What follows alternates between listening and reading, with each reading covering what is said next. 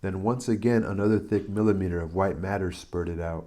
Holy Mary, Mother of God, I offer thee my life in exchange for that moment yesterday's not being true. The roach with the white matter was looking at me. I don't know if it was seeing me. I don't know what a roach sees, but we were looking at each other. And also, I don't know what a woman sees. But if its eyes weren't seeing me, its existence was existing me. In the primary world I had entered, being exists, others as a way of seeing one another. Beings exist, others as a way of seeing one another. And in that world I was coming to know, there are several ways that means seeing. One, a looking at the other without seeing them, one possessing the other, one eating the other, one just being in a place and the other being there too. All that also means seeing. The roach wasn't seeing me directly, it was with me. The roach wasn't seeing me with its eyes, but with its body.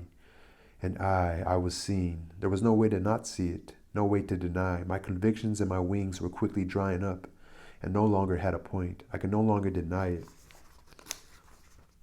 I don't know what I could no longer deny, but I no longer could, and I could no longer even rescue myself as before with the whole civilization that would help me deny what I was seeing.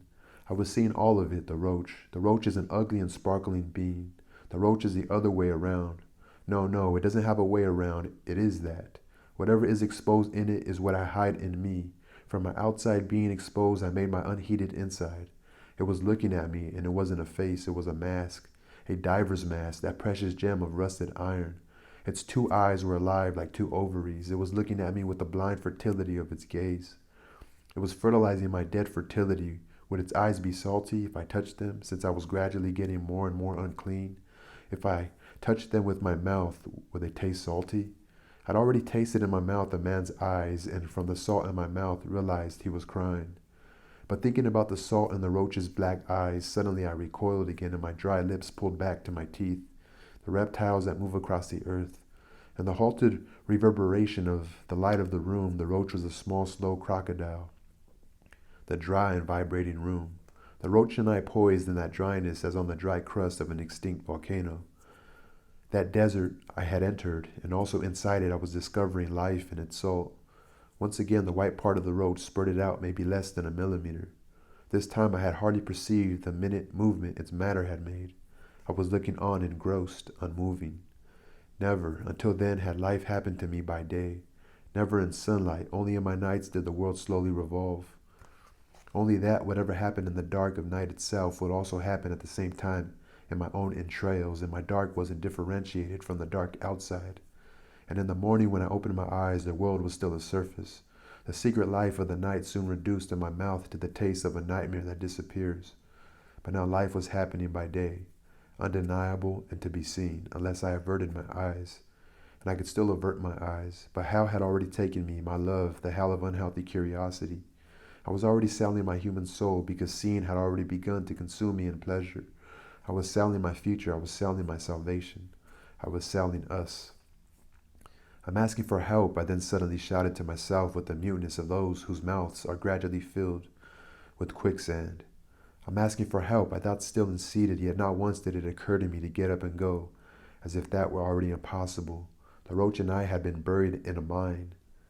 The scale just had one pan on it now. Upon that pan was my deep refusal of roaches. But now, refusal of roaches were merely words, and I also knew that in the hour of my death I too would not be translatable by word. Dying, yes, I knew, since dying was the future and it's imaginable, and is imaginable, and for imagining I had always had time, but this instant, the present, that isn't imaginable. Between the present and I, there's no interval, it is now in me. Understand, dying, I knew beforehand, and dying still wasn't demanding me. But what I never experienced was a crash with the moment called right now. Today is demanding me this very day. I had never before known that the time to live also had no word. The time to live, my love, was being so right now that I leaned my mouth on the matter of life. The time to live is a slow, uninterrupted creaking of doors continuously opening wide. Two gates were opening and had never stopped opening, but they were continuously opening onto the nothing. The time to live is so helplessly inexpressive that it is the nothing. What I was calling nothing was nevertheless so stuck to me that to me it was I, and that's why it was becoming invisible as I was invisible to myself, and it was becoming the nothing. The doors as always kept opening. Finally, my love, I gave in, and it became a now.